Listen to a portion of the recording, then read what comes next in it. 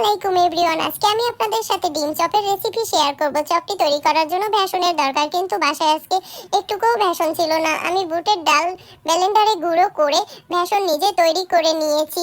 অন্যদিকে কিছু ডিম সেদ্ধ বসিয়ে দিয়েছি।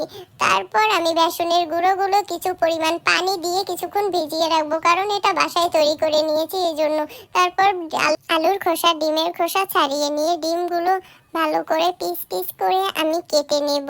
অন্যদিকে আমি আলু ভর্তা তৈরি করে নেব। ভর্তা তৈরি করার হয়ে গেলে ডিমগুলো ভর্তার ভিতরে ভালো করে মিশিয়ে একটা ডো তৈরি করে নেব। ডো তৈরি করা হয়ে গেলে বেসনের ভিতর হলুদের গুঁড়ো, মরিচের গুঁড়ো, লবণ, জিরা বাটা, রসুন বাটা সব কিছু দিয়ে ভালো করে মিশিয়ে নেব। মেশানো হয়ে গেলে চপগুলো ভালো করে বেসনের ভিতরে চুবিয়ে ডুবো তেলে মিডিয়াম আছে কিছুক্ষণ উল্টে পাল্টে ভেজে নেব। এই তো আমার রেডি হয়ে গেল বাসায় তৈরি ডিম চপের রেসিপি। রেসিপিটি ভালো লাগলে আপনারাও বাসায় তৈরি করে দেখতে পারেন।